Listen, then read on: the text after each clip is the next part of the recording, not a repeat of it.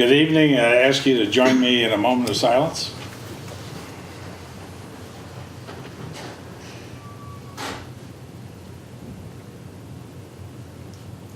Thank you, and we'll pledge the flag of the United States.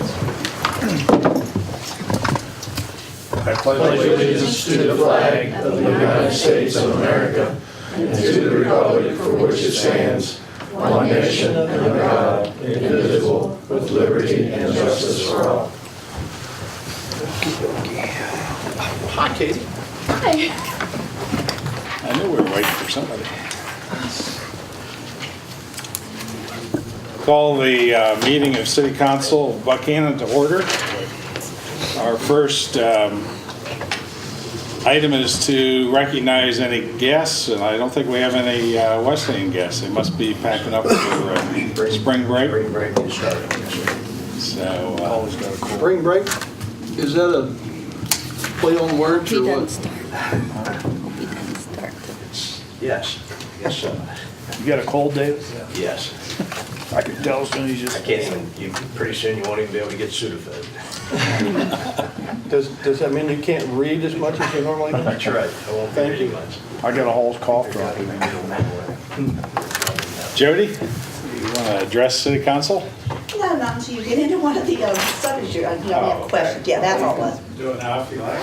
That's okay. I don't know what to address until I hear what Dave has to say. Oh, okay. Well, we move that up to the top of the agenda then, so. Yeah, because there's several. We can do that. David, you have some information you want to present about meth awareness? We are Issue? continuing to work on an ordinance that would further tighten up the standards under the state and federal law. The ordinance isn't ready for a first reading yet. Brandon Lewis asked for me to shoot him another copy of the latest revisions. We're incorporating some of the legislative rule stuff that they have out of Charleston.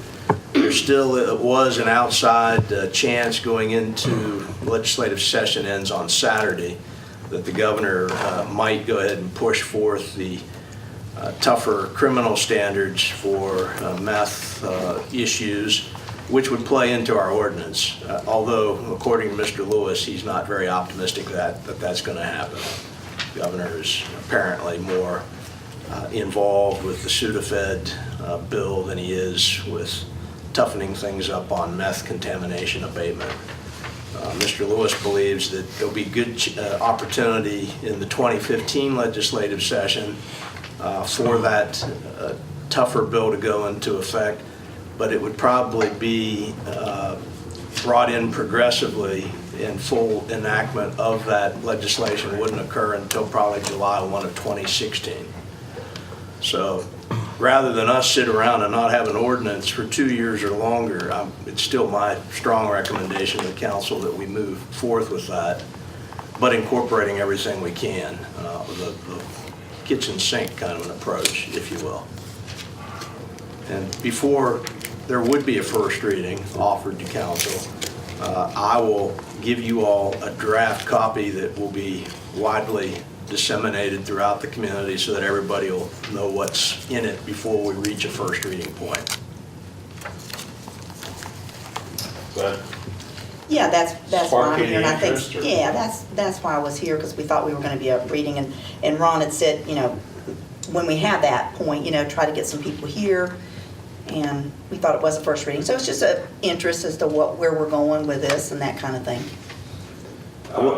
Typically, and Dave, you can obviously jump in here, but typically what we're doing now is to, particularly on an issue like this, is to put a draft of the ordinance out there. Won't be official first reading, but we'll get reaction to that. See what needs or changes there might be that's before we go into a first, second reading kind of So scenario. it's a two-reading type thing? This would be a two-reading ordinance. It would. Right. All we would ask as landlords is just for informational purposes, give us enough notice so we frantically got the word today that there would be a first reading of the draft, and we're just out of curiosity and interest, obviously.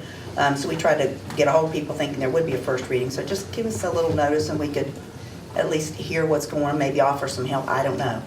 The agenda has to be put together on Monday. Right. for a Thursday night meeting. So some of these things get on the hopes they might make it, but they're not necessarily. In this case is one that we still need to work on. I have a question for David. The law, did it pass in Charleston about the $10,000, I want to say rebate or whatever the word is, to the property owners for help cleaning up their meth labs, that they were taking that away? The last I heard, the bill had been approved in one of the two houses. I don't know if it's been made, I don't know if it's cleared both houses yet, but the Court of Claims administers the restitution monies. Every Yeah, time you get a speeding ticket, Yeah, there's like $5 of that goes into that. I've got enough to pay somebody then for.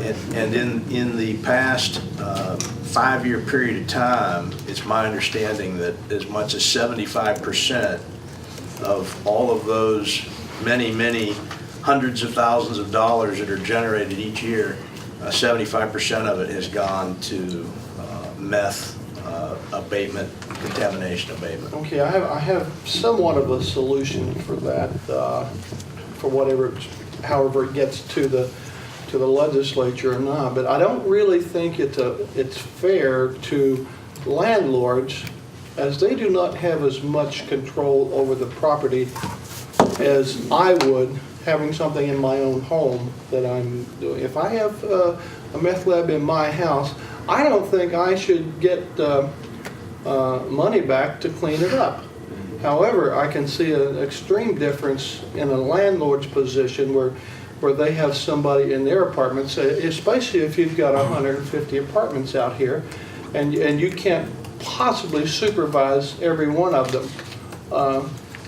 It's a different issue with landlords when it comes to getting money to help them clean up. And if that could be sent some information to the legislature about that, I think that would be a way for us to take on. I don't know what the rest of the city council feels, but that's my take on Well, it. there's some people, Ron, think that the victims fund initially was not intended for landlords for cleaning up Well, but they're a their victim. properties. You know, they are a victim. So let's redefine Yeah. what a victim is, and I understand is there that, enough Dave. money in the fund to take care of people that have suffered, Yeah. something very Well, unfortunate? you know, I got a $6,000 back from the victims fund once for some damage that was done by a couple of drunk kids on my vehicle. They paid restitution, but I still got money back for it, and my insurance already paid for it. So they don't do as good a job as you think they're doing. I went ahead and gave the money to the insurance company. A victim can be defined a lot of different ways, I think. And I don't think in this case that landlords would be considered a victim, whereas, I mean, they would be considered a victim, whereas I wouldn't be if it were my own personal house. So, Well, I think landlords are considered a little bit of a victim. well, that's what I'm because- saying, yeah. Well, because, I don't care how well you screen somebody you rent to, they can always have a visitor come. So I kind of feel sorry for the people Well, who have property. I do too, and that's why I'm bringing this up, and I may have misspoke between victims and stuff, but landlords are a victim, whereas property owners of an individual house that they're living in, I don't think in much case are a victim, especially if they're doing meth in their own house. Right, I agree with that. Yeah. I think the key is how much you have in the victims fund to, is it? It's depleted each of the last, I think, 5 years. And that's the issue is when you have perhaps victims of severe physical assault, those kinds of situations, and you're now no longer able to dole out money for those victims because you've paid it over to people from a property victim perspective. That's what the legislature's been wrestling with. Either you increase funds by tagging people who get speeding tickets with, instead of $5 going to the Yeah. victim's restitution fund, maybe it needs to be $20. Although the fines are nothing on this, on anything. The fine's about $5, $10, $25. But your costs, court costs, and everything else are ridiculous. But David, if you would go out here and get caught driving, you could probably pay for at least 2 cleanups right there. Ron, it's under Senate Bill 514, Yeah. just so you know.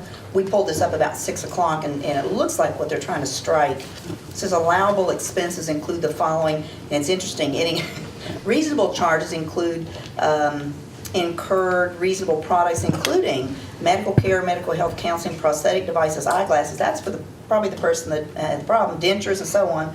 But then it says the total charge not in excess of $10,000 for funerals, cremations, and burials. I love that. But then they're taking out a charge, and they struck out not to exceed $10,000, and they left in a charge not to exceed $1,000 for a crime scene cleanup. Then below that, they added in underline, cleanup of real property damaged by a meth lab is not an allowable expense under the section. So it's pretty So they're taking confusing. that- They're taking that. I think you probably should contact your legislators and you know, if you've got any of them renting property from you, kick them out. Well, one of the concerns I had that, suppose a meth lab, suppose a structure is used as an area where meth is cooked or used. That building, that structure may retain that for some time. Yes. And that doesn't preclude somebody else from moving into that structure. You may not know it.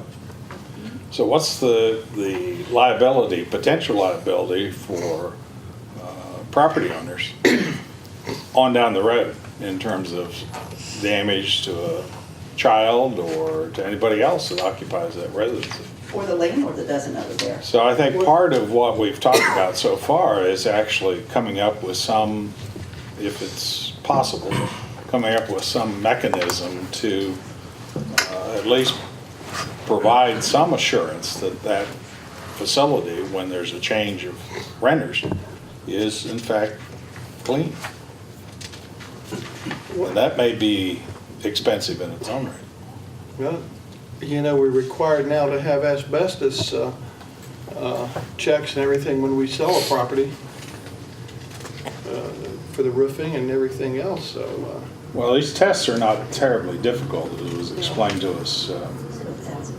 Yeah. He said it was $1,000. $1,000 to get it. Well, I mean, but they're not difficult for somebody to come in and do. It's not like they tend to take wipes of particular areas and then send those off for testing. Same way we do with asbestos. The asbestos is tested. And lead. Samples are removed What, and sent off someplace to be tested. What about your Tested insurance locally. carriers? Have they had any input on this? Have you talked to them? I have a little bit, a couple of them, and, you know, we got a couple landlords that are insurance providers. Yeah. And, you know, they're kind of up in the air about whether or not, you know, they kind of looked at the policies, and they're really up in the air as to whether or not they could provide coverage for that. You know, so it's and the thing you and I talked about that concerns me is, you know, we heard that at the meeting the other night, that it used to be a meth lab. I mean, it would take, you know, the size of your desk up there to do, and it was pretty obvious. Now, they're putting them in backpacks, and in the case that they talked about, I don't know if you were there, yeah, you were, Rich, where they busted a girl for drinking, coming out of a bar, and she had on a pair of cargo pants, and when they patted her down, she had a 20-ounce Gatorade bottle with an active working meth lab in a pocket in her cargo pants. So, as a landlord, I mean, obviously, we don't want folks with those issues. And we can screen them, we can get applications, we have the right by law now to make random inspections. But if you do that, now it's an invasion of their privacy. You don't want to do that if you don't have to. But even if you do, we could, and I talked to a couple law enforcement, we could walk in that unit, walk through, and there could be, you know, remnants of an active meth lab or 2 or 3 in a closet, in a cabinet, all the ingredients. Then unless you start now opening drawers and opening cabinets and closet doors, we could walk out and there could be 3 meth labs actually going almost in there, or the makings of it, and we wouldn't know it. They could be busted tomorrow. We've done everything we can as a landlord to prevent that, and there we are, thousands, and it really is make you a victim. And you can't search through the drawers and everything else, that's an invasion of privacy. Absolutely. So We could walk through doing everything we could and it could still be there. so you're just regulated to what you can actually see Yeah, or smell, right? yeah. I mean, that's my understanding. And, The other side of that is, I mean, we've had hotels and buildings and, yeah. you know, so We're- there's definitely some issues there. Unfortunately, in our society today, we're all victims. I mean, you know, Beryl Smith last council meeting with Callie Corona, I can't remember. Yeah. Callie's. Sands. You know, I wish to Pam, adopt a highway and clean everything up. And it's just too bad we have to do that kind of stuff, you know? We're a society that we're putting more and more money into really unproductive things because citizens don't respect other citizens. I would add, Mr. Clemens, that the drug paraphernalia abolition bill has cleared one of the two houses too. I think we're going to see a lot of activity in the last 48 hours of the legislature. I think it was the House, and God bless him, our delegate Bill Hamilton was the sponsor of the bill to abolish the Drug Paraphernalia Act. Now they'll probably turn around and okay medicinal use of marijuana, which means they'll have a special session to bring back bongs in September or something. But anyway, at least that bill has cleared one of the two houses too. So the legislature has been dominated with drug bills. That's the single biggest thing coming out of Charleston this term. Did you see out in the state of Washington where the Girl Scouts are now selling cookies out in front of the houses to sell the marijuana? Not anymore, they aren't. Any other folks care to comment on the meth issue at this point? Any other guests want to speak on a particular topic? I thank you all for coming out because talking to you today, Jody, and I didn't realize what it was, and I'm glad to see that you brought all these people with you. Well, if we had more notice, we'll have to, just because it's an interest and concern to us. Well, Let us know before you do that. Rich can forward it to you as soon as he has it from me. we, Appreciate it. Okay. at least I feel like when this place is packed, it's more of us serving government than when it's empty. We'll have more. So, Department reports, serving Michael? people, not government. You're welcome to stay if you want. Well, really appreciate that. We'll get out of your hair.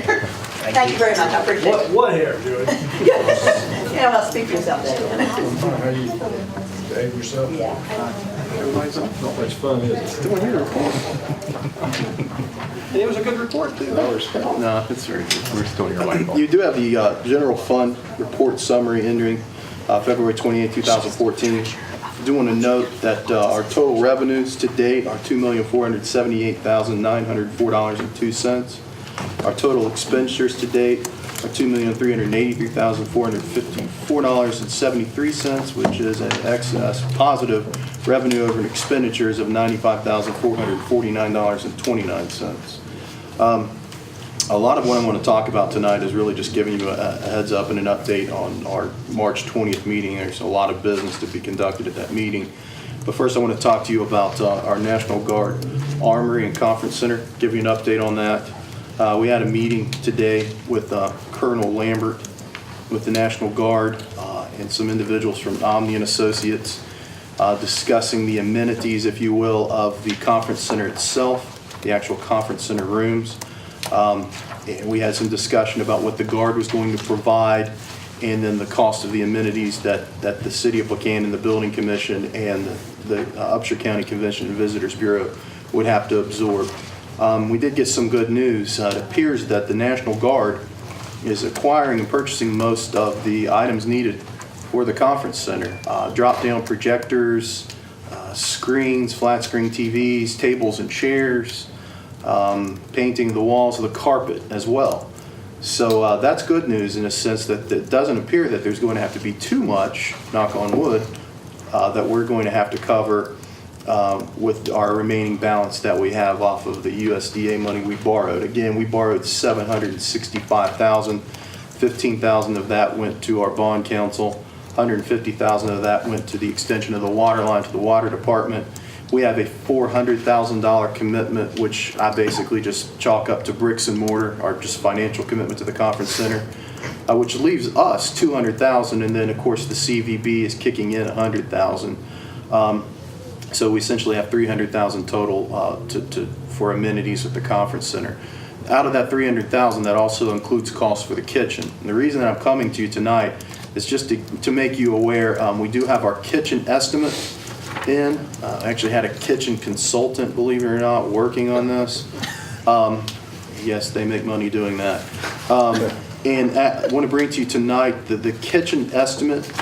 We did get it down. The kitchen estimate is $200,287.21, which is going to leave us just shy of $100,000 to put in the actual conference center amenities. So I wanted to bring that to your attention. It's a very nice kitchen. I would hope. But that's the cost of that. Again, that'll leave us $100,000 to do the conference center and the amenities. Again, we had some good news from the Guard in relation to that, and we really think that we're going to be able to stay within that cost, considering that the Guard is supplying a lot of the amenities for the conference center. We're not going to know what our costs are going to be associated with that, how close that's going to be, honestly, to that $100,000 mark. Until we have the Guard and their contractors get in, do what they need to do, and then we can kind of take a step back and look at the conference center and see if there's anything else we want to add. Of course, if there's anything else we want to add, like wall coverings or wainscot, did I say that correctly? Yes. Wainscot. Any wainscot that we want to do, of course, that'll be a cost that we will have to absorb out of that $100,000. So I just want to bring that to your attention tonight. They need an answer on this, preferably by tomorrow. That's the cost of the kitchen. Again, it will be able to cover all catering needs, and actually we'll be able to actually create food there instead of bringing some of that food on site. So it will be a nice kitchen. But I just wanted to make you aware of that. It looks like right now we're on budget. Again, we'll not know anything entirely until the actual conference center is completed. The Guard has contributed all that they're going to contribute as far as amenities, and then we'll be able to sit back and digest what's left. But I feel very optimistic about our conversation with the Guard, and actually pleasantly surprised at the items that they're supplying on behalf of the Guard, because again, the folks in the Guard and the Reserve will actually be using the conference center from time to time for trainings and drills. So they're going to be benefiting from it as well, and that's why they're giving a pretty good financial contribution to tables and chairs and AV equipment, et cetera. So I just wanted to bring that to your attention, get your blessing on the kitchen so we can move forward with the kitchen, and then we'll let them proceed with what they need to do there. Are we over kitchening I think we're over. the conference center? I mean, when we got the kitchen consultant, did we ask for different alternatives or I'm not options? sure we asked. I'll say we as the city of Buckhannon asked. No. How was it determined? The kitchen initially started out as a warming kitchen, and then it took a little bit of a life of its own, to be quite honest with you. The kitchen consultant, there were some caterers in the area that were asked about it, and then this was the outcome of those requests and getting that. Have we looked at other conference centers and to see what kind of kitchen? Yeah, and it varies. I mean, some conference centers just have a warming type kitchen where caterers will bring pre-made food in or food made in and just keep it there to store so it stays warm, obviously. And others actually have kitchens, in the conventional sense. We would be more of the Why latter. do you need an answer? Why do you need an answer tomorrow? Well, the thing is, this just got put in our lap literally a couple weeks ago. And first of all, the quote came in a little higher than this. It actually came in around $226,000. And we combed over it, and there were some items in there that had already been included in the initial construction, some overhead hoods, cooking hoods, and et cetera. We were able to take those out and get that cost down. The kitchen actually, when it went to Omni, they sat on it for a long period of time. 4 months. We kept trying to nag with them to get information. We finally got that information as the building was being constructed around it. We, City of Buckhannon, cannot help the way that this thing was delayed. I mean, we pressed and pressed. We finally got the information, and, this is the best that we could do at this point from our standpoint. But what you're saying, I mean, they're not gonna have the conference in the kitchen, and you're saying we just have $100,000 left for the rest of the inside of the facility. I mean, is that gonna be adequate to take care of what, I mean, who's making the decisions and the recommendations? Well, no decision has been made on the kitchen. Okay. That's why we're here tonight. And again, I apologize, but I can't do anything that's beyond my control when I get something, So put in my life. what's your recommendation? Well, I'll tell you this, my gut feeling off of the meeting with the guard, again, I was pleasantly surprised and pleased with the fact of what they were supplying at the facility. Again, with the tables and chairs, and that, believe it or not, when you're looking at 300 to 350, guests or individuals, that's a pretty significant cost. The AV, the drop-down projectors, all of that, they're able to include within their budget because, again, the guard will be using that as well. They're going to have some chair railing, I believe, that they're supplying, and of course they're painting the room. So we talked about paint schemes today, and really the best thing for us to do is just kind of let the guard do what they're going to do, and again take a snapshot when they're finished. When they're finished with everything and look. And I mean, if we want to put wall coverings on, or we want to put this wainscot on, we can certainly do that later on. Now, there's going to be a cost associated with that, of course, and that $100,000 is going to go fairly quickly if that's the case.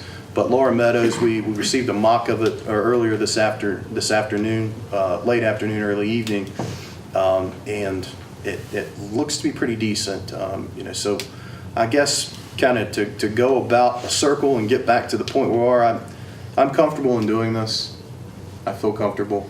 We'll just have to keep in mind when the conference center is finished, as far as the guard is concerned, we'll need to keep an eye on what we want to do, and if we want to do other things and add other amenities, then we'll need to pay attention to that $100,000 cost and make sure that $100,000 cost doesn't exceed the $100,000. Does the guard have their own kitchen? Guard has the guard has their own separate kitchen in their, I guess I could equate it to their mess hall. So they would not be using the kitchen. That's a cost that we'll all absorb. Dave, I reviewed this with Michael the last couple of days. We spent some time talking about it. One thing I think that is in favor of going ahead with the kitchen as designed is that this is something you're not necessarily going to want to go back and retrofit later. This is kind of a one-time shot at the beginning at least, and probably going to last you for, I don't know what a kitchen lasts, 25 years maybe. A lot of it's stainless steel, so. So in that sense, and my own personal experience at some pretty fancy hotels, not to mention the Marriott in Charleston, but if you go there to a banquet and your food is brought out from cabinets of trying to keep it warm, it's not the most delightful experience in the world. And if we're talking about attracting folks and having a pretty nice facility for wedding receptions and those kinds of things, I think it's worth the, particularly when Michael and I found out that they were buying all the tables and chairs and already putting up, although it may not be a deluxe wall covering, it's at least going to be finished. It's not bare drywall or painted white or something like that. They are going beyond that. So, and if they're buying the projectors, that's, although they've gotten a lot less expensive, that's probably your most expensive item to purchase for a conference. The sound equipment, all of that. My So, understanding. I have no issue with it, but that's certainly not my decision. It's council's decision. I would think if we had a full kitchen, that people that wanted to rent it for weddings or whatever, and they wanted an out-of-town caterer to come in, that'd be an incentive to us getting the business rather than them going to Jane Lou or to Clarksburg or someplace like that. So I can see a benefit there definitely for the It's huge. the full On-site kitchen. cooking could happen there. On-site cooking. So, And something And not like to that, mention, we have something some going on. rather well-known cooks in the area that So, well, thank you. might bring things in. so is this just for equipment, 200,000? See, it's let me see. There's one. Yeah, it's equipment. There's some concrete finishing and some work that they need to do, and some kind of gut work, if you will. And then, to be honest with you, the labor that it takes at prevailing wage, and I know Jay's mentioned prevailing wage in the past on other projects, is significant, and that's a lot of the cost as well. Is just the labor involved in doing it. There's some electrical and some things like that, and then the kitchen equipment itself is about $100,000. I was gonna say, stout equipment probably get you the equipment for 100,000. But you're talking walk-in, I mean, this is a commercial kitchen, which it would have to be. The one thing I would throw up as something that we have to make sure that we have, I'm sure the kitchen consultant or whoever did it, to make sure you have proper ventilation within that area, because it's pretty bad when you go to a place and you want to have a nice dinner and the only thing you can smell is Well, that's where the hoods and the vents and stuff come in. That's what I was gonna ask about the hoods you talked about. Do they not have to have those hoods of certain equipment? Well, those were Yes, included. they're already pre-installed. I mean, when you do the structure, you've got to install those hoods in there, and that's one of the things we were able to cut out of this quote, because the individuals that quoted this did not know about the hoods. We knew about the hoods, so when we pointed that out, we were like, hey, you need to revise that, which of course they did, and there were a few other smaller things that they were able to revise. I mean, it's. If you want the kitchen and you want to go through with this, I don't see any objection to doing it.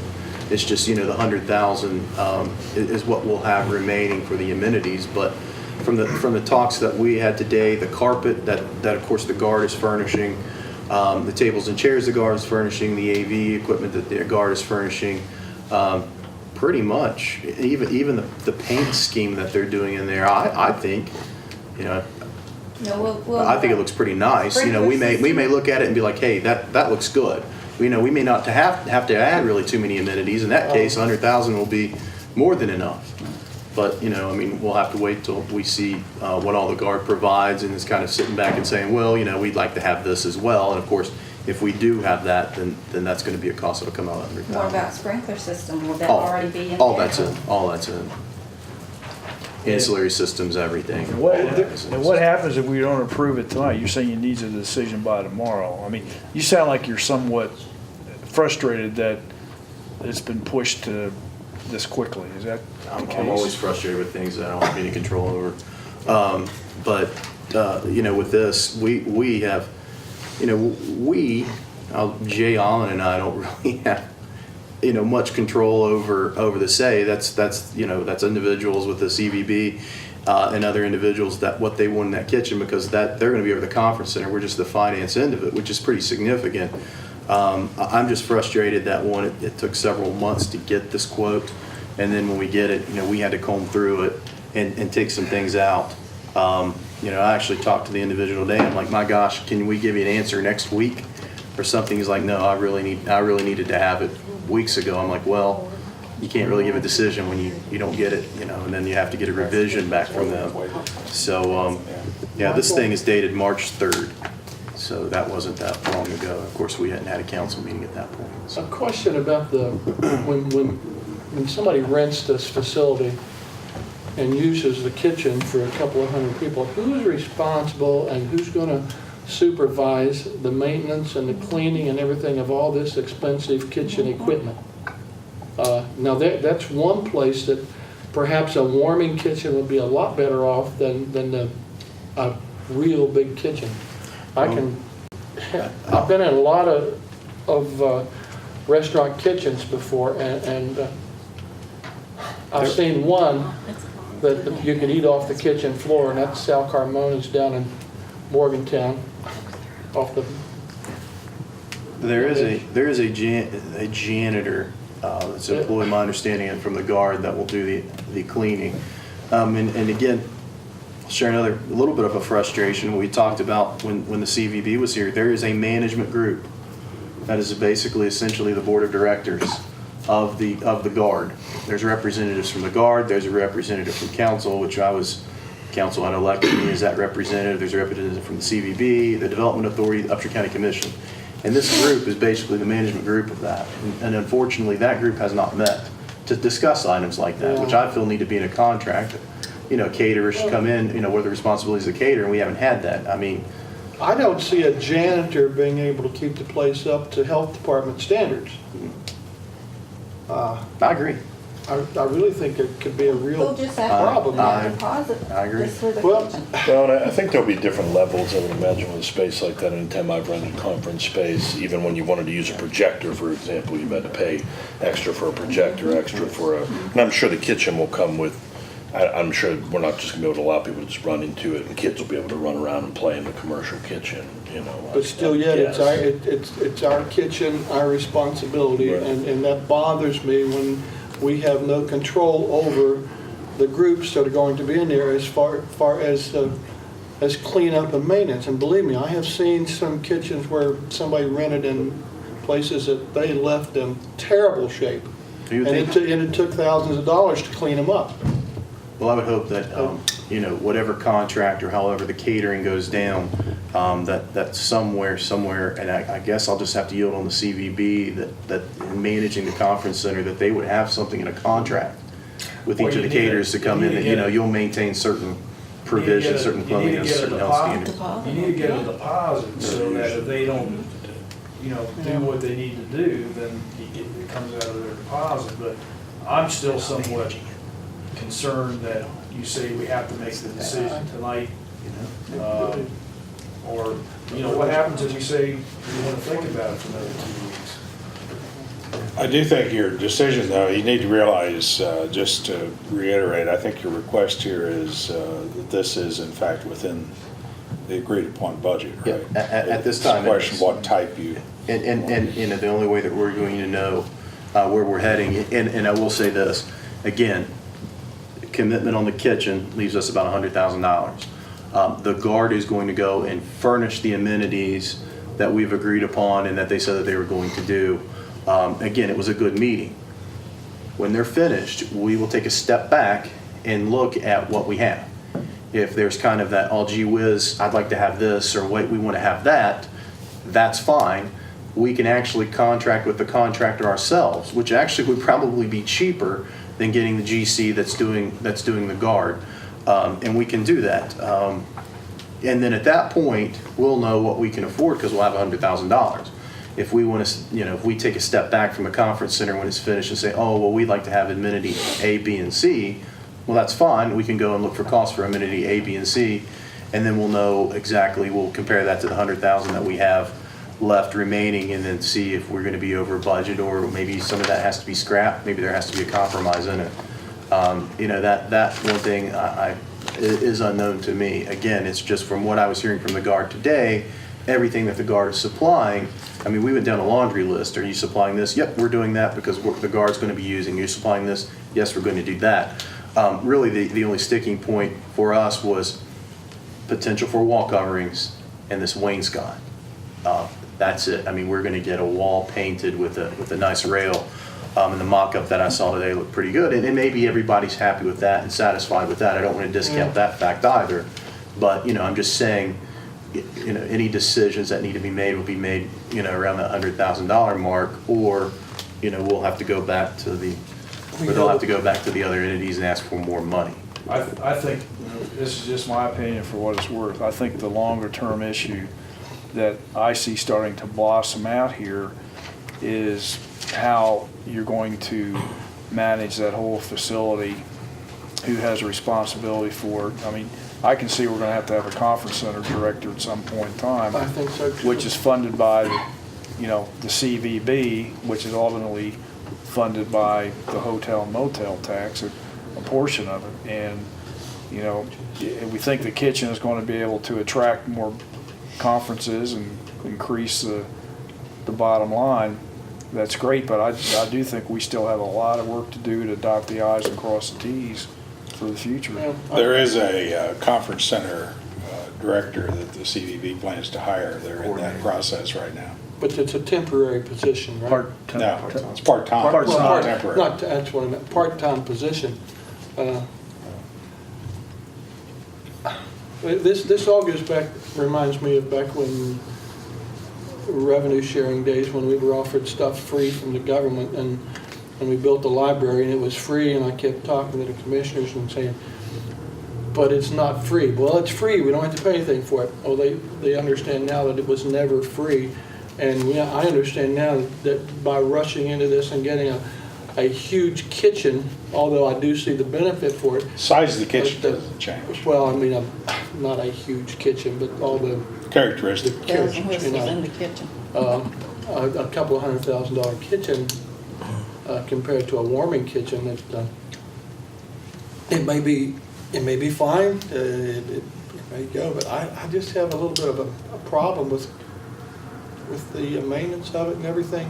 What happens to it? what's What the- about did you have a comment, Mitch, earlier? Well, you kind of addressed somebody, Okay. my concern was who's gonna be responsible for the kitchen. Yeah. If the $30,000 gas commercial cook stove gets damaged, who Yeah. replace it? There's testing that has to go on every year, you know, hood system, shut off valve, who's gonna do that? Whose kitchen is it? I mean, but that's for different. But all those questions need to be addressed, Mitch. I mean, that's one of a lot of I's and T's got to be dealt with. What's the incremental cost for this kitchen versus what a warming kitchen would have been? Did you ever get a quote on a warming When we kitchen? initially looked at a warming kitchen, cost estimates were around 130, 140 Installed? total. Yeah. So you're looking at about 70 another grand? 60, 70 grand to get the full Yes. kitchen. I mean, I think from that perspective, Yeah, that's basically. I'm more inclined to say, I'm concerned that you had to wait 4 months and that we have to make a decision tonight, but if we're gonna get a full-service kitchen versus a warming kitchen for an extra $60,000 or $70,000, that makes me feel more comfortable in saying yes on it, especially since you mentioned the guard was gonna do a lot of the things that initially we didn't think were gonna be covered, so. We're nowhere over budget. I mean, we still have the 100,000. And, you know, again, I feel comfortable if you want to move forward with this, to move forward with it. But in a sense, we also have to be cognizant of the fact that once the guard is finished and all of their amenities that they're bringing to the table, no pun intended, have been placed in, you know, anything that we want to add will be a cost. And that's where we really keep our eyes on is, you know, making sure that that cost doesn't get out of control. So it's your recommendation to the council that we move forward with this kitchen? And we're still within our budget? That's what you're basically saying? Yes. I'll make a motion to do that. Motion to approve the full kitchen design. It's a motion. Is there a second? Second. Any further discussion? I have one more thing to say about it, and then we can vote.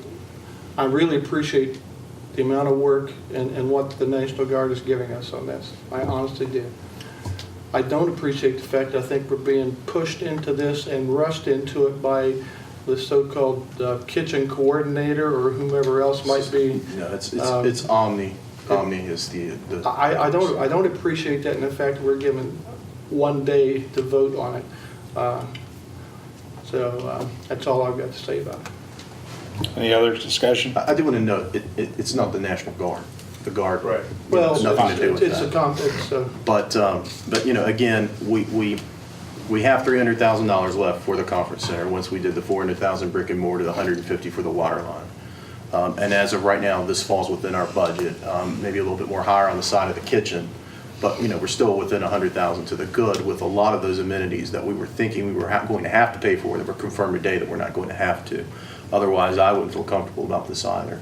You know, debating warming kitchen versus the, I don't know, Emerald Lagasse kitchen. I'm not sure. You know, that's not for me to decide in a sense. But I just think if it's our money we're spending, why can't we why can't there be another estimate on that? I still think that's way out of hand, 200,000. this is the general contractor for the Guard. If you were to get another estimate, Are they the ones that charge $450 for a wrench, for a hammer, I don't. GAC? Yeah. Long story short, this is the contractor that is doing work for the Guard. This is who the Guard has hired. If we were to go and get another contractor, there would be so much red tape you wouldn't be able to see straight, to be honest with you. We would have to wait for that contractor to be finished because that contractor has liability coverage over the whole scope of the project, which is another reason why if there are amenities that we want to have in the guard, once the guard is finished, once they put whatever, and again, we want to have A, B, and C in the guard, we can contract out with our own contractor to do that, which will actually be cheaper because the wall coverings and the wainscot that we were looking at, the quote that came in for that with this contractor was $138,000, which blows that completely out of the water, the 100. So if we wanted to go back and look at quotes, as odd as it sounds, we can have our own GC or general contractor do it. The only difference with that is we have to wait for this contractor to be completely finished with the guard and pulling out. Literally, as the trucks are leaving, our folks can come in. But, you know, we have a bidding process to go through, but we can sync that. And, you know, if it comes down to the fact of these amenities, if we're looking at this GC to do other things for us once it's finished, and they're just too darn high, to be honest with you, we can wait until they're finished and go and get our own bids and look at other purchasing options to get what we It's not the need. equipment, the 100,000 in equipment, it's the 100,000 to do the installation. I think that's ridiculous. Yeah. Well, there's Yeah, other, no there's choice. other things. There's concretes, there's a Bell Mechanical, God, I don't even know what the world that is. There's electrical work. Then there's just contingencies, there's bonds, there's coverages there as well. But it's, Government. yeah, And commercial you're right, uses you're are absolutely not right. inexpensive. I know. I mean, on a side note, the guy from Omni, for whatever it's worth, looked at me in the eye and said, you know, honestly, for a kitchen that you all are getting, you've got a heck, and he didn't use that word, of a deal. As Oh, odd as that sounds, you know. I've been in sales before, I could say that too. Yeah, well, he's not sailing, but Yeah. some stainless steel stuff and things like that, you know, whatever. We got a motion and a second on the floor. Ready to vote? All those in favor? Aye. Opposed? 9. Ayes have it. Kitchen's approved. Next item, these are just housekeeping items to let you know our home rule application and our proposal will be presented to council at the next council meeting on March the 20th. It'll just be presented to you as a copy. There's several protocols and procedures that we have to go through once that home rule application has been made public, which will be March 20th. That has to sit in-house for 30 days for public inspection. There are a couple of advertisements we need to do for a public hearing, and all of that we'll have to go through that procedure. And the first reading and public hearing will be sometime, I think, May 1st, the way that this thing shakes down. At that time, you know, public will be able to provide input, council will be able to provide input into the home rule application, and they'll have first reading of an ordinance, second reading of the ordinance, and this ordinance is basically the advising the home rule board, the municipal home rule board, that you know, we're making application for that. So there'll be plenty of opportunity for public comment and discussion, but I've got to get that copy presented to you all at the March 20th meeting. March 20th meeting is going to be very busy, by the way. In new business, at the March 20th meeting, you all will be presented with the 2014-2015 general fund budget. That will be presented to you all for consideration and approval at the March 20th meeting as well. And also at the March 20th meeting, still staying in this fiscal year, I'll have the 2013 and 14 general fund budget revisions for you to consider for approval as well. So with that said, that's all I have. There will be a lot to talk about on the 20th. Any questions for Michael? Mitch? Good evening. Howdy. A few things. We've had a problem with the weight room floor in the fire station. There was voids that were there from a previous construction that they used for access to get into heating and cooling units. And there's a void that's underneath the weight room, so our weight room floor of the weight room in one area has fallen down and we're not able to use it. So I guess we're getting a weight room floor consultant. Come look at that. We got some suggestions. Yeah. Our living area floor, you know, the carpet, we'd had a mold issue. We've had somebody come in and look at that, so hopefully the weight room floor and the living area floor in the fire station will be two areas that we'll be addressing, that we'll be repairing. The generator on our ladder truck that supplies power to the scene lighting is giving us some problems. We worked on that all day to no avail, so we're going to have to follow up on that a little further. We did receive a grant from the Division of Forestry and for $2,500 to buy some brush firefighting equipment. So we have been awarded that grant. We're just in the process of filling out paperwork. Our radio project, we're having another meeting with the county next week to discuss radio upgrades. We're still looking at that with the new digital radio system. Our mapping and addressing, I don't know, Michael, maybe you can jump in. I want to let the folks in the community know the mapping and addressing issue that the fire department has requested a couple years ago, I guess, is still, I guess, a dead horse. We don't have our mapping and address, and we have to jump through hoops. And I guess now, Michael, if I'm not mistaken, we're back to this. We're back to the same thing. We're back to square one. The county is entrenched and is insistent that we add the county as a rider to our insurance. I'm disappointed that some of the citizens of this county aren't livid about this. Their tax dollars paid for all this to begin with. So I don't know when we'll ever get our mapping and addressing information, but we're back to square one with that. This week is spring ahead time for your clocks. So remind everybody to change the batteries in their smoke detectors to make sure that you do that, each and every one of them. And I had another question about our public safety building. Excuse me, I'm kind of hoarse. We have one gas meter for the public safety complex, and they've put the heating and air conditioning system in the police department.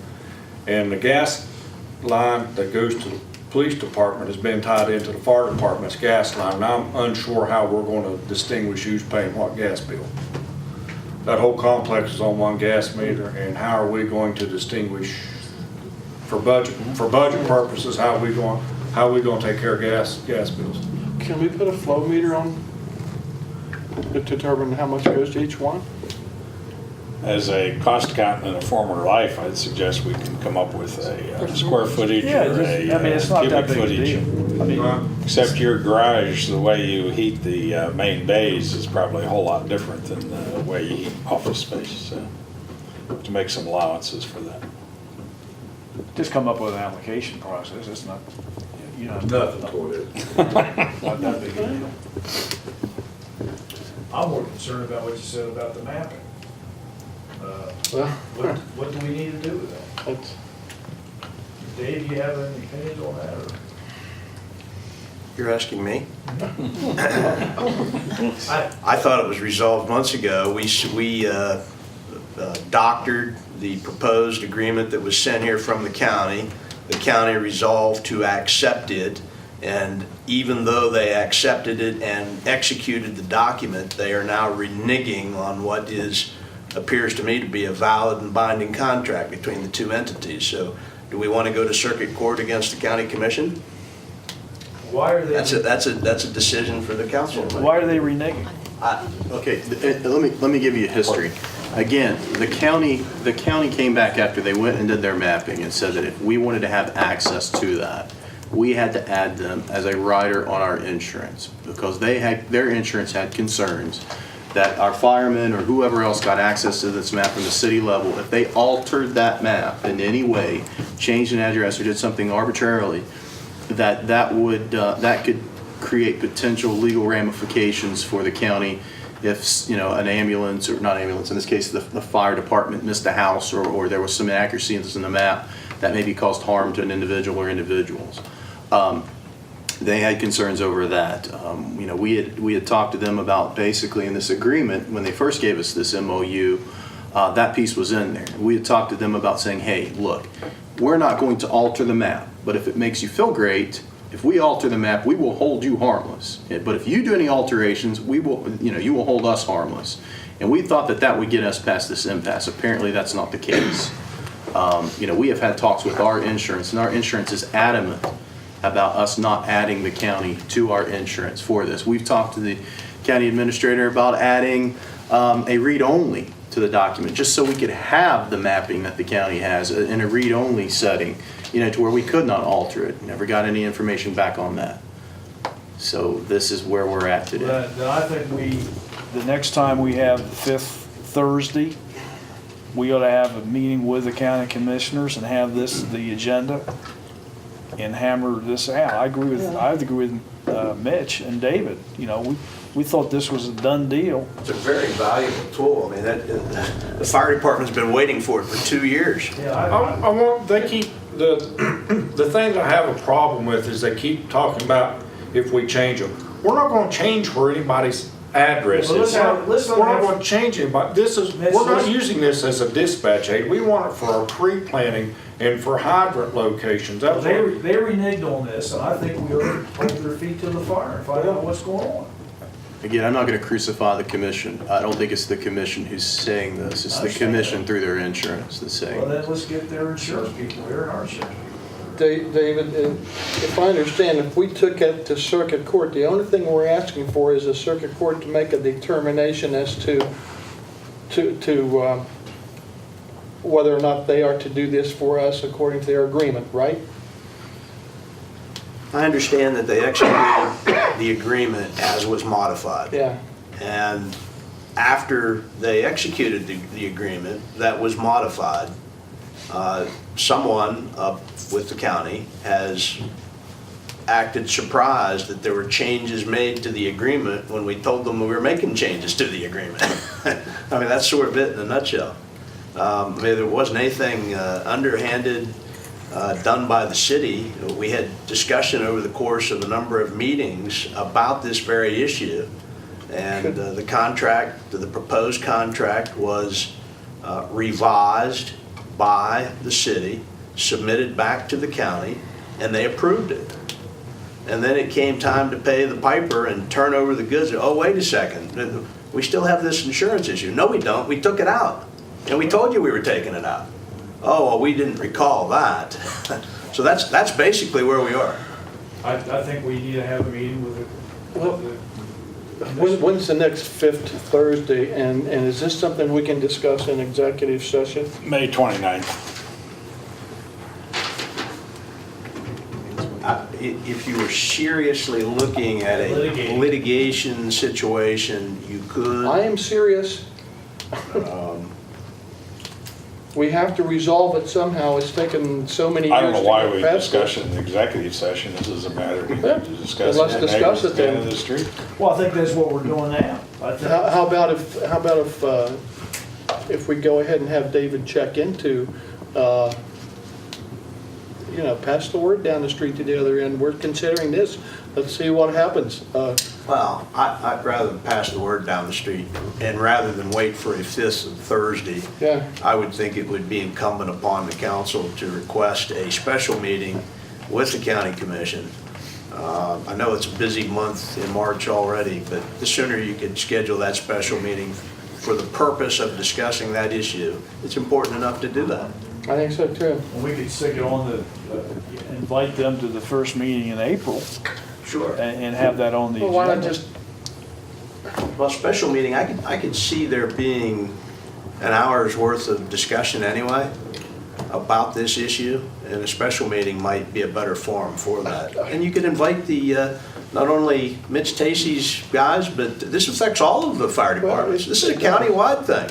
They're requiring these riders across the board, insurance policies and everything else. I don't think anybody's using the stuff right now. I How like about special- Tuesday, April 1st? You need a motion for that? No. I think we need to do it, so. I just- think so You too. could do it Thursday, April 10th if you want. It's not a council meeting night. March. Whatever your pleasure is. Rich, why don't you check with the county commission and see what's convenient for them to meet on it? Any problems with either the 1st or the 10th of April? Nope. Not for me. I'll do that tomorrow. As long as it's gonna be like 6 or 7 in the Yeah, evening. it'd be evening. Be an evening meeting. And I want to, David, I agree with you. We'll be working with them the best way we can. We just need to get this resolved and Sure. have them carry through with what they said they were going to do. It and- seems to me that you have a dual bureaucracy situation going on here with the insurance industry ruling the world yet again, and that's what it's about. And somebody just needs to step up and say, well, notwithstanding what, the insurance industry doesn't run government. Well, it we should. got our insurance saying no, and they're saying yes, so somebody has to make a decision. We're talking about In the the middle. convenience and the safety of our citizens. That's right. That's what's really irritating. Yep, absolutely. Frustrating. Anything else, Mitch? Just to add to that, and to be quite honest, this benefits, our fire department responds to a first due area outside the city limits as well.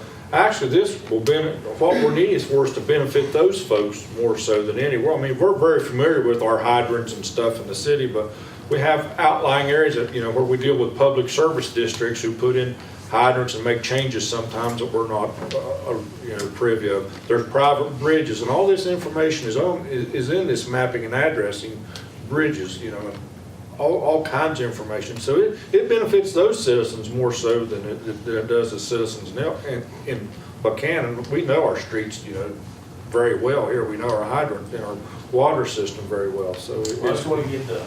Well, Mitch, the city and the county ought to be working jointly on a lot of issues as far as the fire departments go.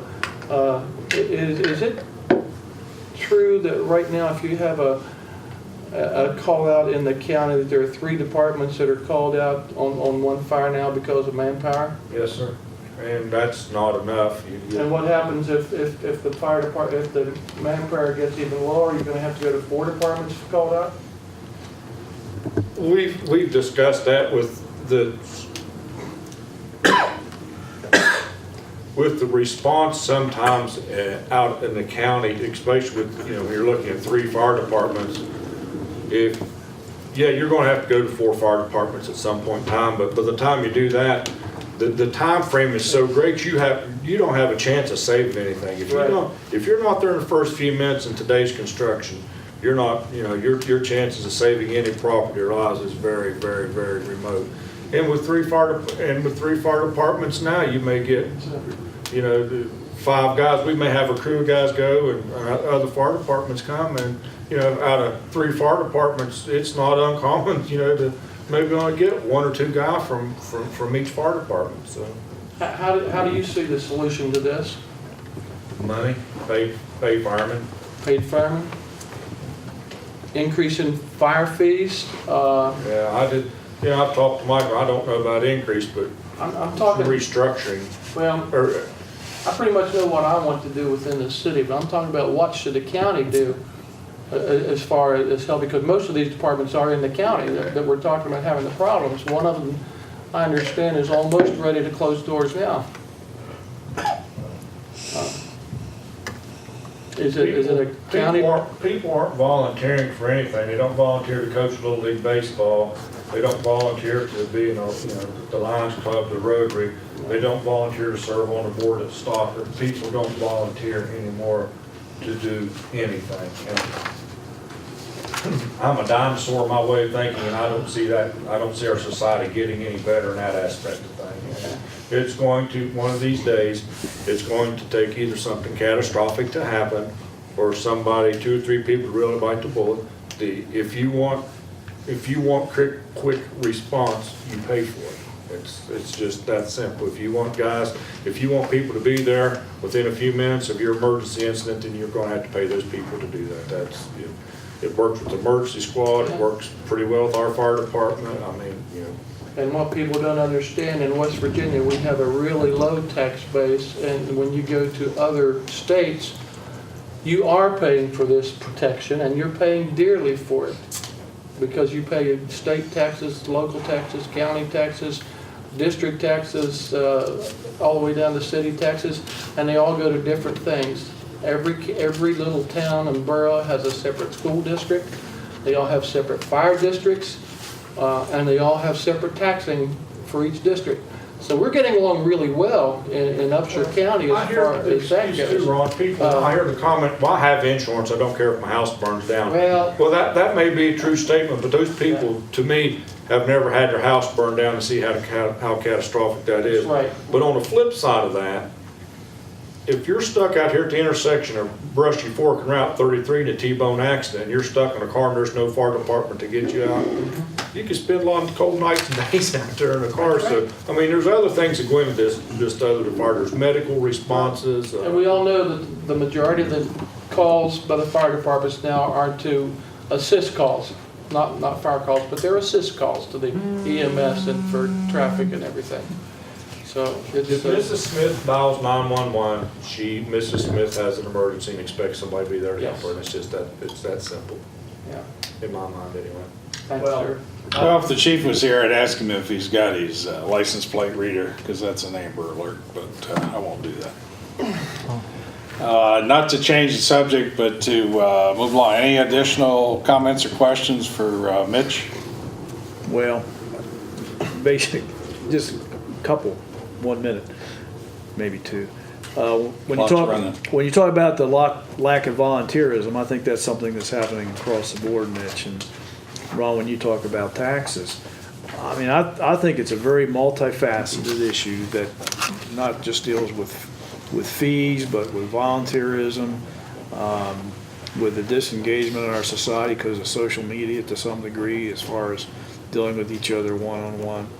And you know, Mitch, you said the other day when we talked about hiring one other firefighter, you said you'd have to have two because of the way the civil service things are worked out.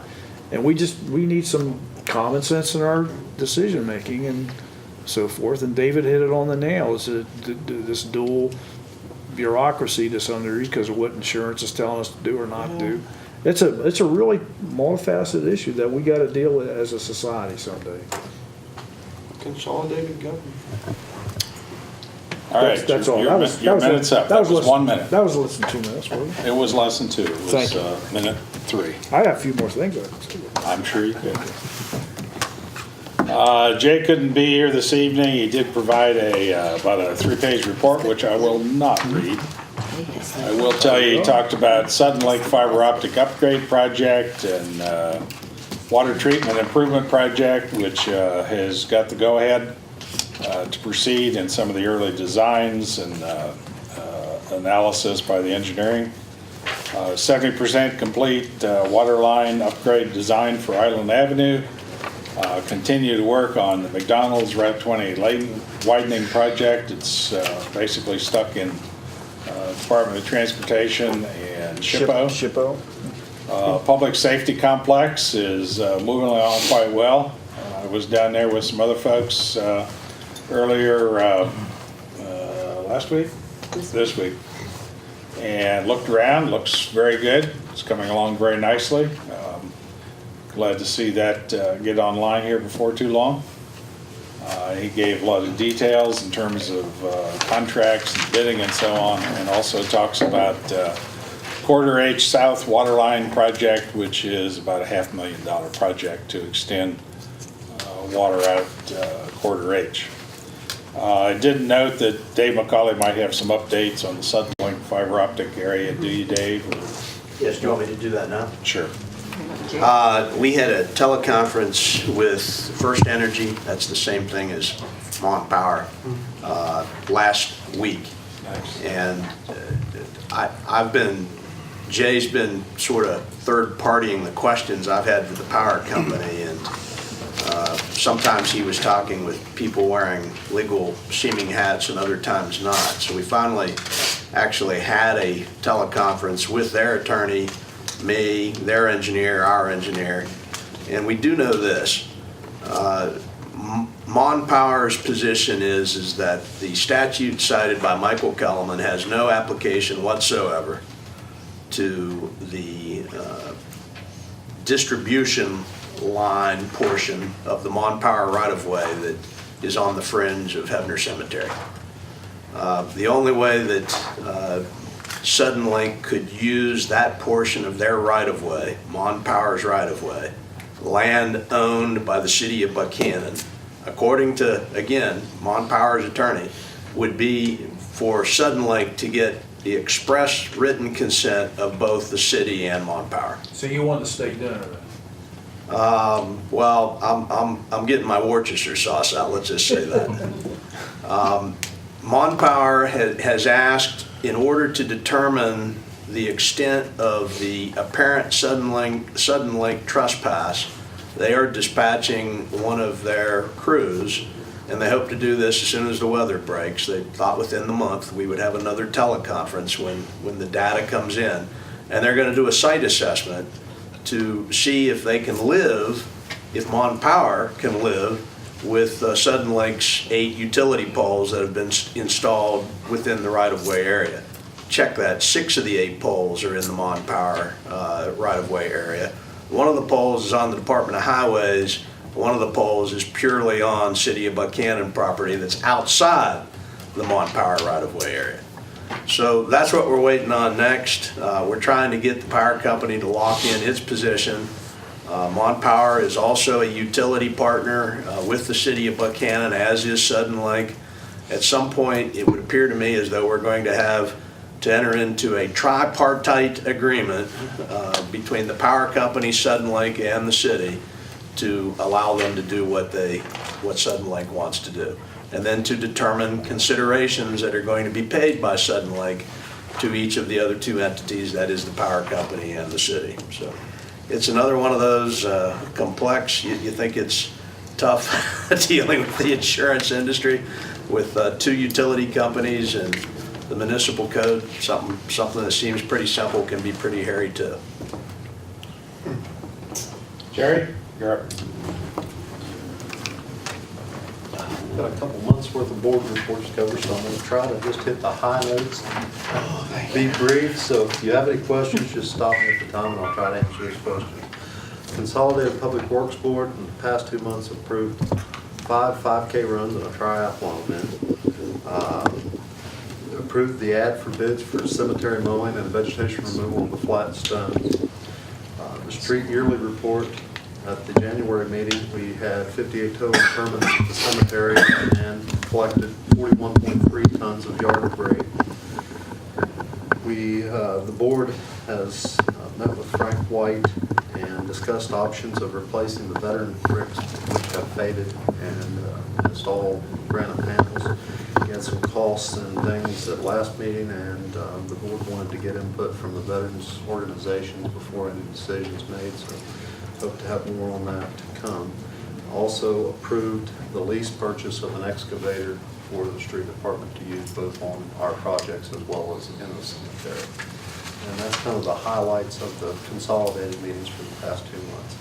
Waste collection, got a lot of numbers to throw at you.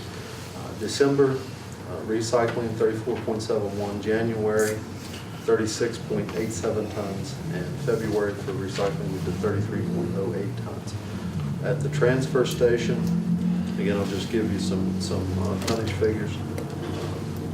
On December, we did 1,211.6 tons, January 1,066, and for February 979 tons. The yearly totals for recycling, 2013, 617.54 tons. For 2012, that number was 663,048 tons, about a 40 plus ton less this year than last year. And again, that doesn't necessarily mean that Upshur County recycled less. All the tonnage we're reporting is just what our recycling center does. It does not include what Walmart is back shipping, which is an astronomical number, and cardboard as well as that push with Save a Lot. So a lot of these entities in town, these commercial entities, back ship their materials. And Burl compiles numbers based on all of those, well, what information he can get based on all of these factors. So again, just because I'm saying that our numbers are down 40 tons doesn't mean that recycling in Upshur County is down. Transfer station total, yearly total, we did 14,861 tons for 2013. The waste board, I submitted the annual operational report to the West Virginia Department of Environmental Protection for the Transfer Station Recycling Center. We received a letter back from West Virginia DEP releasing some equipment that was purchased with some grant funds about 5 years ago. Submitted the fourth quarter discharge monitoring report for the landfill. Presented our Make It Shine activities to waste collection. And we'll try to run through those just for Dwayne and Katie's. Crossroads, the celebration recycling at Crossroads will be April the 11th and 12th. The hours on the 11th, Friday the 11th, will be 10 a.m. to 6 p.m. and on Saturday, 9 a.m. to 2 p.m. We are going to sponsor this year. We're doing our cleanup effort in town a little differently than the bins from last year. And what we're doing is we're actually doing, I don't really like the free day, but in essence, that's what it is. City residents will be able to bring things into, and a limit of 2 pickup truckloads per city resident, into the transfer station on April the 5th, which is, these are all Saturdays, April the 5th and 19th from 7:30 to 11:45 in the a.m. Again, you will need to have a receipt, current waste collection receipt, as well as the photo identification for the staff to allow you to dispose of your material. Also, there will be no tires collected at this event. This is solely just to clean up your property. Also, for county residents, and the reason we have to split this up is solely because of manpower, and you can imagine the lines that we'll have on these Saturdays. For county residents cleanup, again, the same applies for identification. You'll need a current waste collection receipt and photo identification. Those dates are April the 12th and 26th, and the hours are the same, 7:30 a.m. to 11:45 a.m. And I believe Rich will have that posted on our website. As soon as you type it up and get it to me. I give it to Teresa, I will step above. All right. You want to make sure it gets done, right? Also, tire amnesty has been scheduled, and again, this is through West Virginia DEP Peapod project. That is on May 31st at the transfer station from 8 a.m. to 4 p.m. And you can go on their website at dep.wv.gov. They give a list of all of the cleanup dates and locations, but also have the collection rules, which again, it's going to be 10 tires under 16-inch all frames with a, you have to provide state residency, proof of state residency. We also, at this waste board, discussed county customer identification. Ambia provided some things that her service provider doing for customer identification. The board was very receptive to that, and we'll be instituting some policy changes as far as identifying customers, as well as doing waste audits particularly for our county customers. Street department report, hopefully plowing the last of the snow. Also working, as Richard mentioned in Jay's report, still working in the public safety complex to finish that up. We will patch potholes as soon as Blacktop plant opens. We're trying to hit the worst of them with some cold patch, but again, it's just a futile effort of manpower and materials with the cold patch because it will not stay. But again, as soon as weather permits and the Blacktop plant's open, we will be out there patching potholes, and they are numerous. Also, hope for better weather to do some work at the parks, and we have some playground equipment to install. That's all I have unless there are questions. Questions for Jerry? Not a question, Jerry, but I figured we'd have to if we want to. I was going to get done. I don't have a question, but when you made the comment about the 5Ks and the triathlon, that we did ask you and Michael to come back, and we're gonna have a list of options that, you know, it takes sometimes a police officer or extra crew from the street department to have the 5Ks or whatever the activity is. And that was my recollection of that meeting. There was going to be we'll work on some kind of list for the future.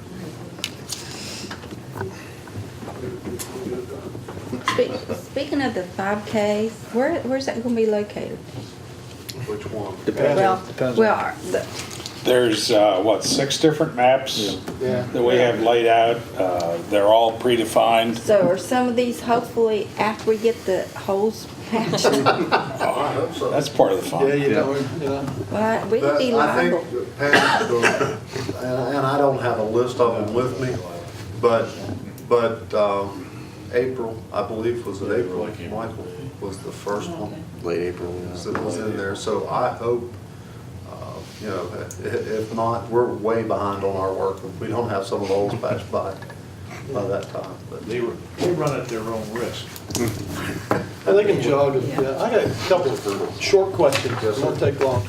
Your back shipping of recyclables and stuff, does that consist of first of all, wood pallets and everything like that come through Lowe's and Southern States and some places everything? do, Ron. There's places that actually back ship those and either reuse them as pallets, or there's also a market for grinding and using as boiler fuel. Those pallets, there's actually a landfill in Summersville. I noticed an awfully lot on the railroad side of Southern States stacked up against the building down there, which I don't know whether that's a hazard of any kind or not, but they look like they've been there for a long time. And the other question was the tire disposal by the tire dealers in town that they ship back, they sell actually for 50 cents or give them, pay for them to have disposed of or whatever. Is that included in your recycling report as far as that? No, not at all. And again, each tire dealership negotiates with typically, we have a city landfill in Lewis County that does tires. So most of your tires in this area go to Lewis County. There's some that are dealing with a company out of Summersville that those tires go to. But no, sir, it does not include any of that type. Thank you, sir. Yes, sir. Jerry, I'd like to point out, and I know you're aware of this because I asked you about it, but we had a gentleman in North Buckhannon who took his trash out one day, and he has some difficulty getting around anyhow. But it was one of those miserable cold days after a pretty good sized snow, and two individuals that work for the waste department, Danny Bailey and Daniel Sipe, I think are to be commended for, they happened to notice that this gentleman fell over the railing at his house and fell into a pretty good sized snowdrift and got his feet tangled in such a way he couldn't get back up. They had gone past his house, were on down the street, but happened to notice that. Immediately came back, got him up, got him back on his feet. He was kind of amazed that two guys could just pick him up out of the snowdrift without any difficulty. But he came back in here a few days later to City Hall to bring them about 3 or 4 boxes of donuts. He was very appreciative, and I think, we single out those two fellas, but I must say that this winter has been one of the hardest winters that we've all experienced. But your folks and those in the water department, a number of the other departments are out in that all day long. It was tough for me to get from the car to the building and yet to think about those folks that have to deal with that. So certainly give them gratitude and thanks on our part, and maybe someday we can get them to stop in, and I'd like to thank them personally. It's very, very good of them to notice that and to take care of it, not just go on and ignore it. And I'm sure the gentleman appreciates that a great deal. Thank you. David. I stole some of my thunder previously. I was going to talk a little bit more about meth. The ordinance is shaping up on contamination abatement. Last Monday, the city sponsored a meth contamination abatement workshop. Brandon Lewis from the Department of Health and Human Resources, the director of their contamination unit, spoke, as did Officer Nick Kaner. It was about a 2-hour, 15-minute workshop. Had about 75, 80 people all told that turned out for it. Very well attended, very engaged audience. The two speakers really blended, I thought, very well. Council Lady Perry and Councilman Pugh were both there, and I think they could speak to that as well. But it was a good night, and we hope that it's the first in a series of those kinds of workshops that the police department could sponsor. I've already spoken about the Sudden Lake issue. I don't think we need to beat that dead horse any more than what we already have. Still awaiting some additional documentation from Police Chief Gregory so that we can make a submittal for consideration for funds, confiscatory monies that the federal government has going back to the 2-year ago situation with Hot Stuff Cool Things. One thing that Michael had under his report that he didn't talk about, so I'll throw it back to him here in a second, but he's got some news about the VA contract that I have reviewed and made a couple of comments about. So I'll put mine on hold and let Michael speak to that. Yeah, through all the conversation with the Food Network Mega Kitchen, I forgot to mention the VA contract, which actually we had been working on. I had mentioned it to you at the last council meeting. Is going to provide us an opportunity in the street department and in the Consolidated Public Works, and more particularly with Robbie Barber and his horticulturalist department.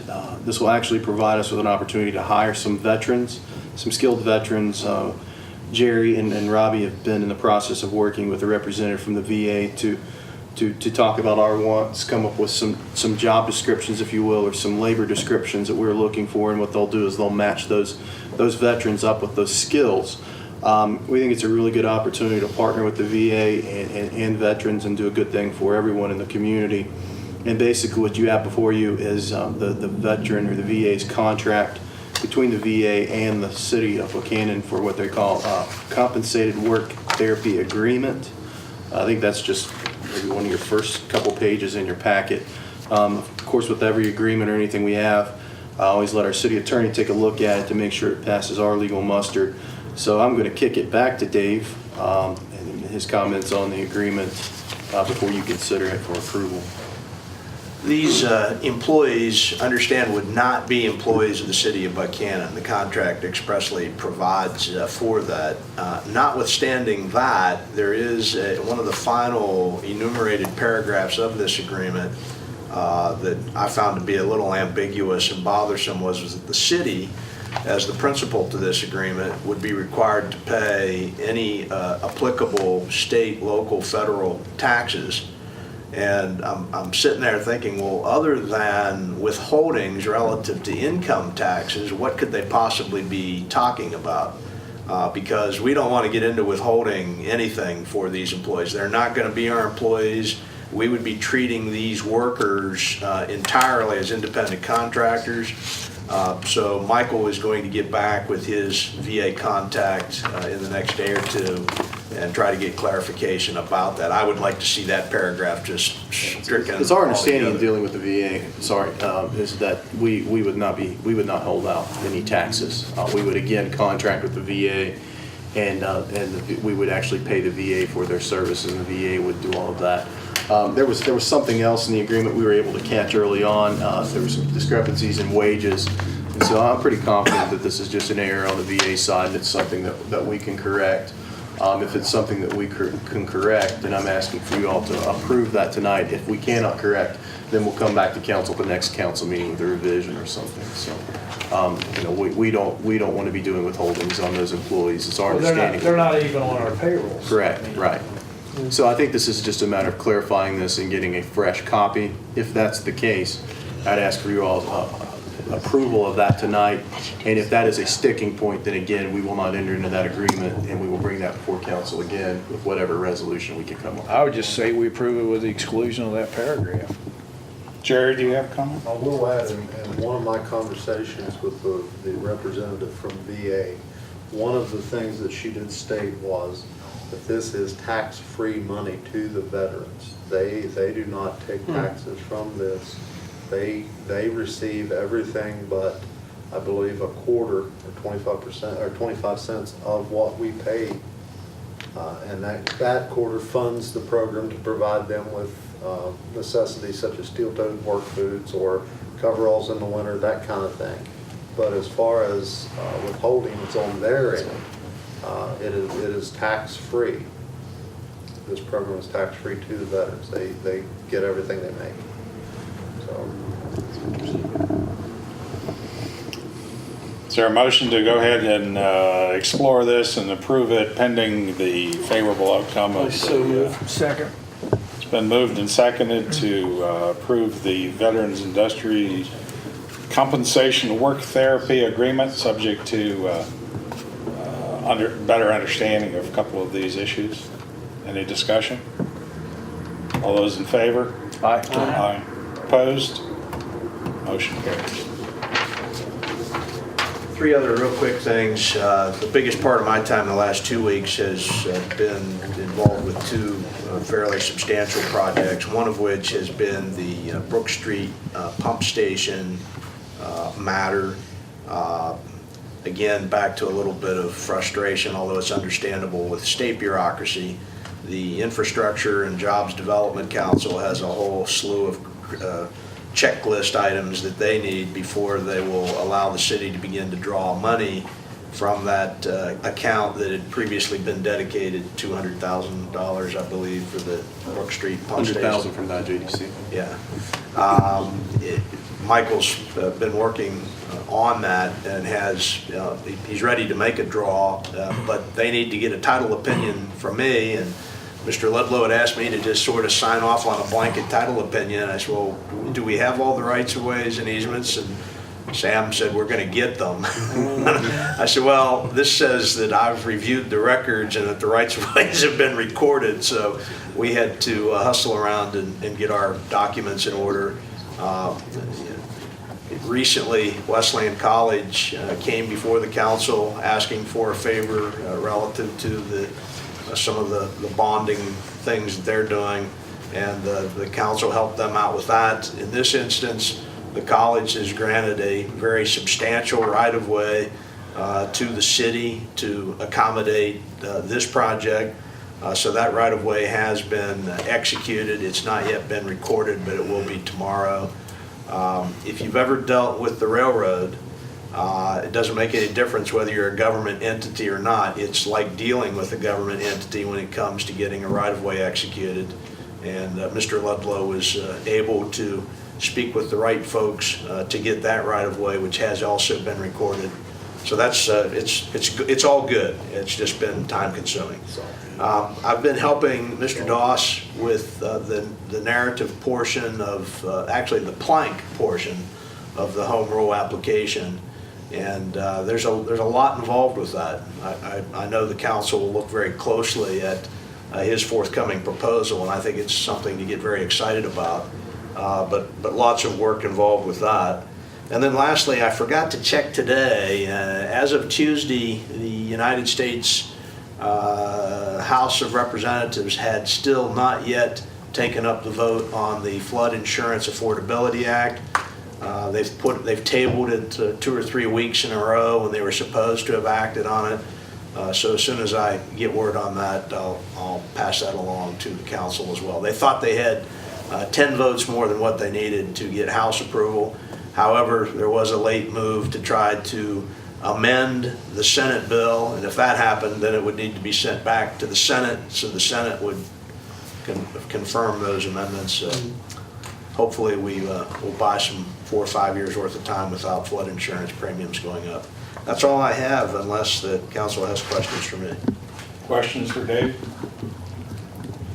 Dave, I'm going to tag on one item to yours in the process of getting ready for the agenda at the next meeting. There was discussion about having an individual here to prepare a demonstration for whether or not you can break into a wireless system. I believe I said, in fact, I'm sure I said at the last meeting, I concede that. You put any signal up in the air, somebody can get it. With the right tools and there enough time and enough expertise, they can decrypt it if in fact it's encrypted in the first place and decipher the information. Typically that takes longer than the information is worth. But to me, that is to have such a demonstration at City Hall is somewhat akin, and sorry about the historical reference here, it's kind of like letting the front door of your bank open and this vault door open and saying, Bonnie and Clyde, come on in. I just cannot recommend that this city invite a hacker into these council chambers to perform any kind of test where we already know basically what the outcome is. I would like to encourage my fellow council members to not do that and to make that very clear right now that we would not do that. I think there's some, City Hall does have some sensitive information. Particularly, probably more than anything else, security numbers, various police records, various other things which are not public information by a long shot. And to even put that into jeopardy by inviting somebody into this building to do that, I think is just about as dumb as we can be. So I am going to ask, if anybody on this council agrees with me, I did bring to you the top 10 IT security issues for 2014, if you want to see some of the kinds of things that are going on and some of the threats that we have. Well, the IT, ICE-T. But you know, our news every day is full of breaches of security to various systems. Target was the target of a huge theft. As of a couple days ago, I think Sally Products was just a target in the last couple of days to some more, hundreds of thousands of cards stolen, credit card numbers stolen and the like. So, is one of the individuals in this organization that tries to look over and provide security not only for the building, but also for our records and our record keeping. And I am in fact the individual that's charged by state code to protect our records.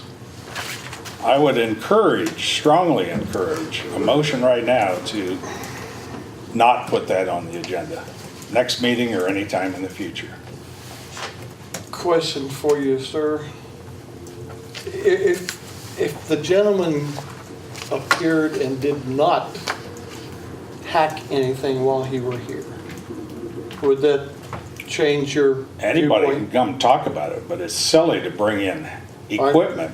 We don't need a demonstration. We don't I think need a it's I demonstration. thought it was kind of silly, in fact, that he may risk the chance of being arrested if he in fact does hack into something that he shouldn't. Well, if you hack into anything that's not yours, I don't care what But, the details of the code is. It's totally unethical and highly dangerous to the I move security of the you records of this city. I'll make a motion that we don't have that on the individual on our agenda to do a demonstration. Mr. Clement, can I ask a point of order question? Can you do that if it's not on the agenda? We are only asking about whether or not we put it on the agenda for the next meeting. That's what We that's what the motion certainly is, or not to allow discuss him that. at all? Well, I don't even care it's a formal motion. I just need to get a feel from the council because I'm the one, actually, Amby is going to be the one that puts the agenda. I agree with what you're saying, Rich. I would second that if there was a motion necessary. I think intelligent discourse about it makes plenty of sense. I have no problem with that. It's the demonstration. I would welcome his discourse, as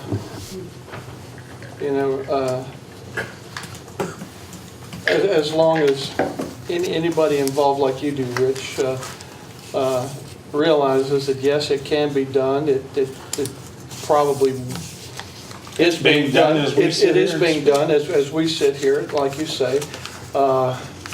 And that the system that we're talking about, the license plate reader, in fact, could be hacked. And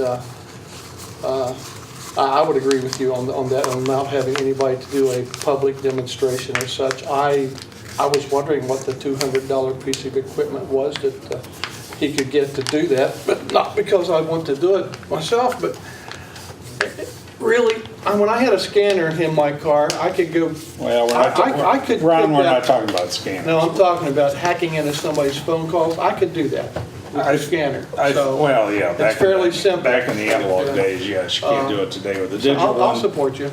The piece of equipment that he probably uses is referred to as a Wilson cell phone booster. And he's And I thought they only made gone into bulbs. it. I don't know So- that they. I call the question. Well, I think it's just We're not gonna do the agreement. motion. We don't have a formal I think we. motion here, we just have Okay.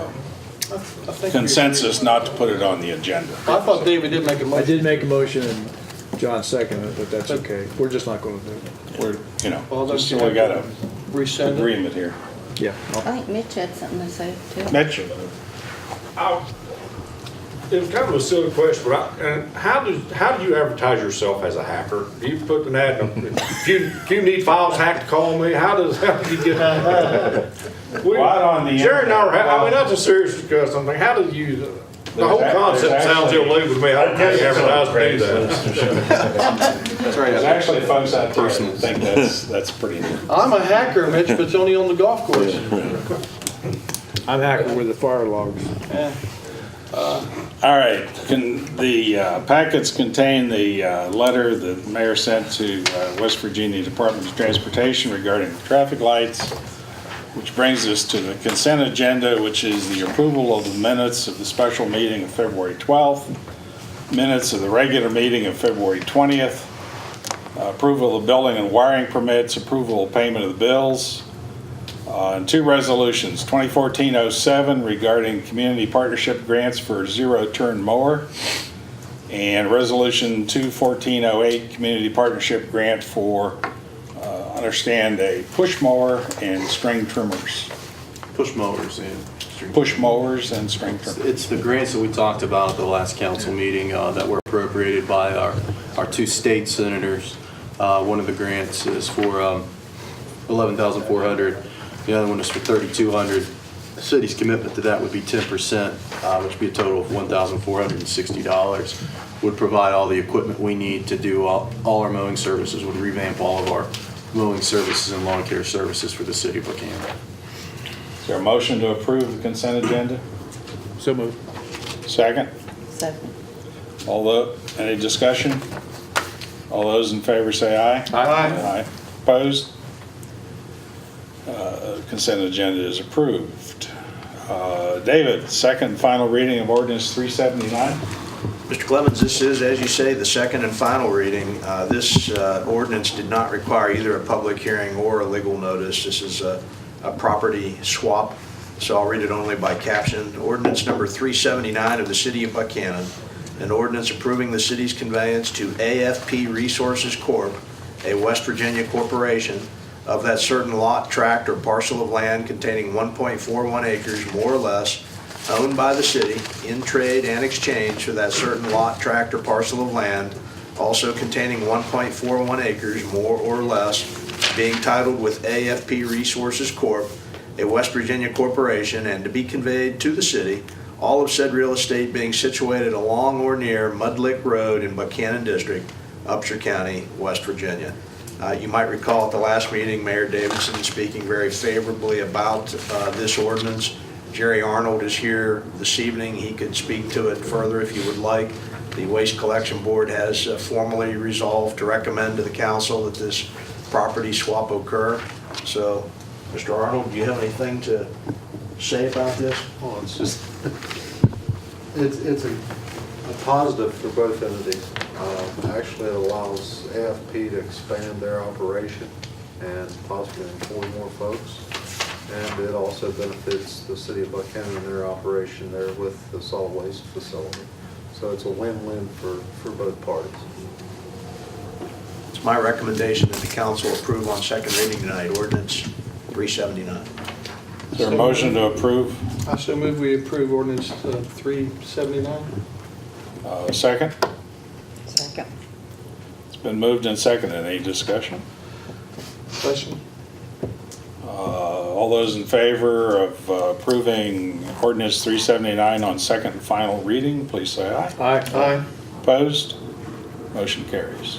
We cannot close this until 30 days passage, so the deeds are already prepared, ready to go, but we have to wait till April 5th to actually have a closing and a swap of the deeds, but it's all ready to go. Brings us to comments and announcements. Ron? Thank the city crews again for all they've done during the cold and the snow, for the excellent work they've done as far as removing the snow of what they could get to, and the water problems they had with the frozen pipes in everybody's streets, and they were very good. A lot of work done there. And they're very courteous when they roped off the streets too. People stop and talk. I saw several of them do that, and they explained what they were doing, actually showing some of them what they were doing. So that was a good thing. The Landlords Association, I'd like to thank them for coming out tonight. I really appreciate citizens coming and sitting in and seeing how government works, and I wish we had more of them. That's all. John? Pam?